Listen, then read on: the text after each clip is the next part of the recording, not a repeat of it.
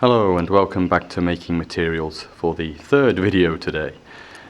This video is of the first giant board game that I made. So this board is now about 2.5 years old and it's seen a lot of active duty.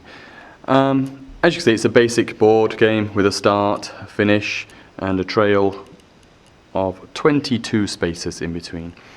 I made playing pieces like this for use with this game. Here you see teams 4, 5 and 6 because we already have teams 1, 2 and 3 on the board. Usually I would be playing with 6 teams with a game like this, but I'm just going to demonstrate with 3. Now this is usable with any kind of quiz or challenge based game. It could be raising their hand to answer questions, it could be written. I prefer written with this. Usually I would be giving the students a sheet of paper to write their answers on and then setting a challenge for them to answer. And they will be bringing their papers here and it will be checked by myself or by the JTE, and if they are correct then they can roll the dice and they can move on the board. So very similar to the kart racing game, the monster racing game, if you've seen that. I'll add a link below the video. The kind of quiz I usually use with this is like this: keywords and target. So we would be playing on a recent grammar point and I would put keywords like park, yesterday, not, and target 8. That means they have to write a sentence of at least 8 words, including all of these keywords. So for example, maybe team 1 on their paper will write, I did not go to the park yesterday.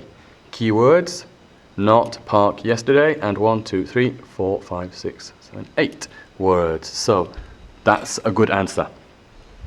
So when they bring it here and check, team 1 can roll the dice, 6. They can move 6 spaces. 1, 2, 3, 4, 5, 6. Now, this board might look quite familiar because it's actually a snakes and ladders board, but no snakes and ladders. Because what I do to make the game more interesting is, each round, the team who is fastest to answer, in addition to moving, can also take something from the snakes and ladders bag. So, sorry about that. Oh, in this case, they got a ladder. Of course, there are also snakes in here. Although, if you can see, I've actually put them onto a piece of laminate. Yes, I've laminated them, but I've laminated them so they are the same shape.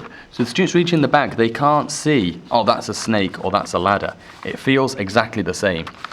So in this case, they got the ladder first. So they can play the ladder anywhere they want to connect 2 squares. You can choose your rules about placement. My rules are basically they can't connect anything to the start square or to the finish square. And I say they can't connect directly to a square that already has somebody on it. So they have to put it on empty space. So let's say this team decides to put it here. Also, it's illegal to connect a snake and a ladder onto the same square. That's not allowed. But I do allow them to link 2 objects the same, like this, to make a super ladder, if they want. That's acceptable. Okay. So let's move the other 2 pieces.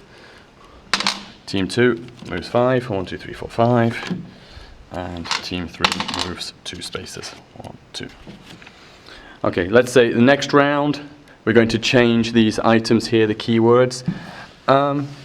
I'm practicing past tense here, so my keywords might be something like, let me change my hand.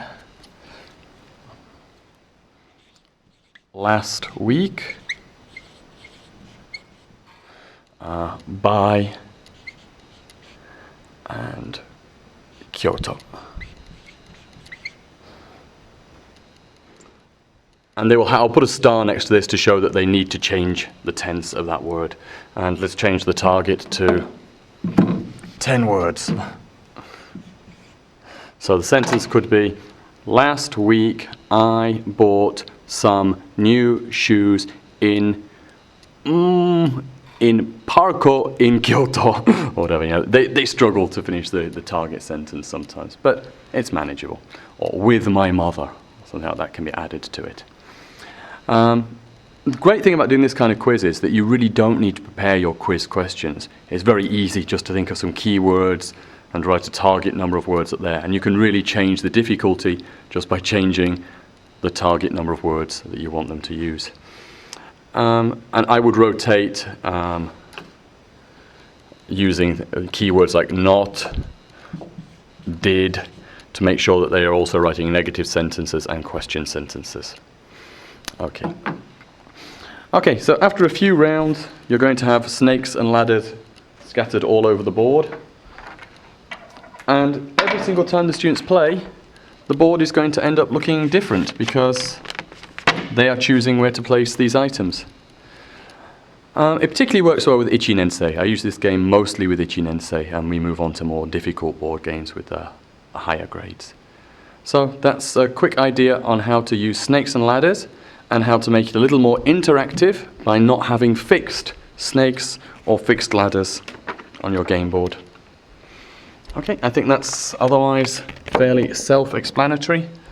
If you have any questions, please add comments or questions under the video, as usual. Thank you very much. Only 3 more videos to make today. See you soon. Bye-bye.